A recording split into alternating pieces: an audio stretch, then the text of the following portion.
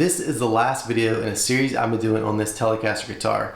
It is a parts caster, but the main idea behind it was to get it as close as possible to an early 50s Blackguard Telecaster. Many thanks to those who have stuck around through the entire series. I hope that it's benefited you in some way and that you've gotten something out of it that you can find useful. To those of you who are new, I am going to break down the basic specs of the guitar, but I encourage all of you to stick around to the end of the video because I'm going to break down the overall pros and cons of the entire project. Okay, so the basic rundown of the guitar. The body of the guitar, and just the body, is a stock Mexican-made road-worn Telecaster guitar, complete with the pickups, hardware, and everything. But keep in mind that even though it's made in Mexico and not in America or in the Fender custom shop, it does come with the nitrocellulose finish. The neck of this guitar is not an original road-worn Telecaster neck. The neck on the stock road-worn Telecaster guitar comes in a polyurethane finish, and if you don't believe me, go check it out on the specs. It also has the vintage spec 7 1/4 inch fretboard radius. So the urethane finish and the fretboard radius are some things that I did not like about the road-worn Telecaster, and so I got this neck made custom from a company called Musicraft. I've got a lot of other videos in this series or playlist that discuss the details of every aspect of this guitar,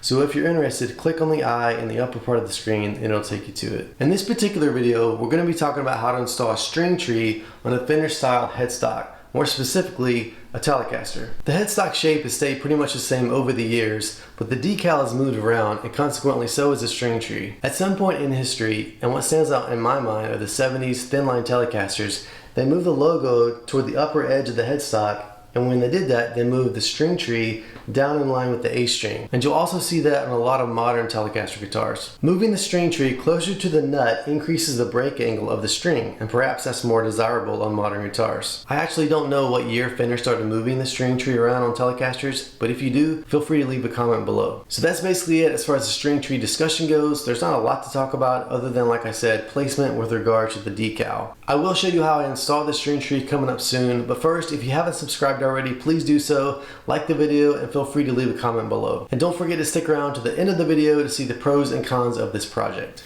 Okay, this is the final step of the Telecaster build, if you will. Put everything together, got the strings on, so now I have to put the string tree on. This is a Fender road-worn Telecaster string tree, so I have a road-worn body. This is the appropriate string tree. It is sort of relic or aged. Let me grab it out of here. Okay, so based on the research I've done and the pictures I've seen and my experience, the string tree is located right at about the G string. So I'm going to place it about where it should go. So if you were to sort of draw a line, a thin line, it would go on one side of the string tree and on the other side of the G string tuner ferrule. So imagine this is your straight line. It would go sort of between those two, if you can tell, between the string tree and the ferrule. That's about where I want it. So the strings are up to tension right now, so I need to loosen them up a little bit so that I can get this down to where I need to make sure that my I'm going to make a mark instead of just drill it straight. I think I'm going to make a mark, so I'll do that and then I'll take this off and drill. But what I'm going to do now is just loosen up the strings a little bit.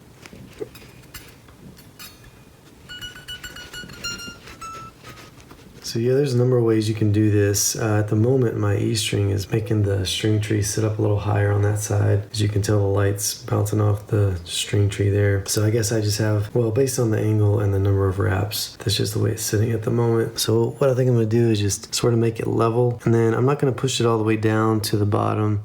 I could do that. I think I'm just gonna make it kind of level there. Make sure I have the tree where I want it, about there. I want to kind of get it as close as I can, or closer to the headstock than not. And then I think I'm just going to, see, I gotta make sure it doesn't travel on me there, but I think I'm just gonna kind of put it in the middle of the tree and then make a mark on the headstock.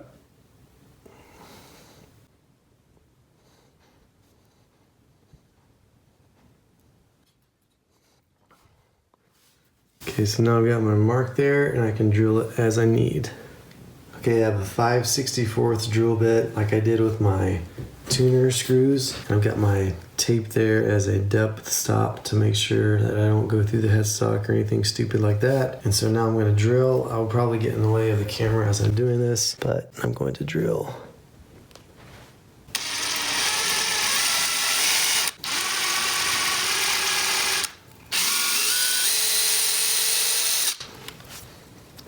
There we go. As usual, I've got some wax Cause inside out is wicked, wicked, wicked, wax on the screw so that I don't run into any issues with the head of the screw tearing off. I'm just gonna line the string tree up, make sure the grooves are on the strings themselves. And then we'll insert the screw.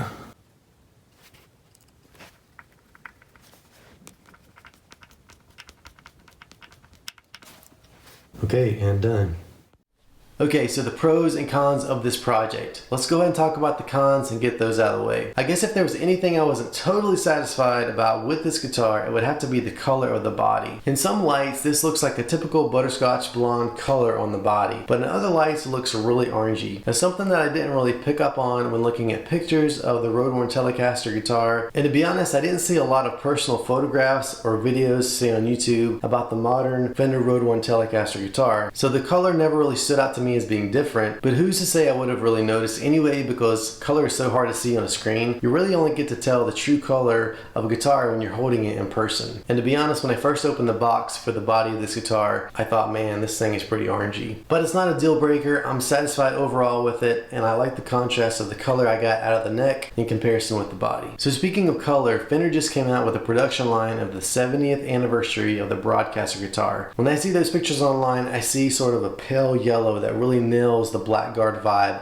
of those early 50s Telecasters. And I guess that's the ideal color that I really like. However, I've seen many custom shop Relic Blackguard Telecasters that have a deeper yellow color, maybe even closer to this one. The other thing that's sort of a con, I guess, is the pickups. When I got this body from the Stratosphere or stratosphereparts.com, it came with the stock Tex-Mex pickups. I wasn't too keen on this pickups, and it probably wouldn't have been my first choice. I wanted something that was more true to the original 50s tone, and I actually ended up changing out those Tex-Mex pickups for Keystone pickups. You can see a video I did comparing the two sets of pickups if you click up here on the eye in the upper part of the screen. And between you and me, I really like the idea of Anderton's favorite pickups in a Telecaster, which is a Twisted Tele in the neck and a 51 Nocaster in the bridge. But the Twisted Tele is more like a Strat pickup, so that's not really a true Telecaster 50s tone, so I don't know. So let's get into the pros of this project. I guess you could put a lot of these into a single category of specifications. So picking and choosing the parts for this guitar really allowed me to get exactly what I wanted, and that goes for all parts casters in general. Some of the most important specs that I mentioned before, but I'll go over again, are as follows.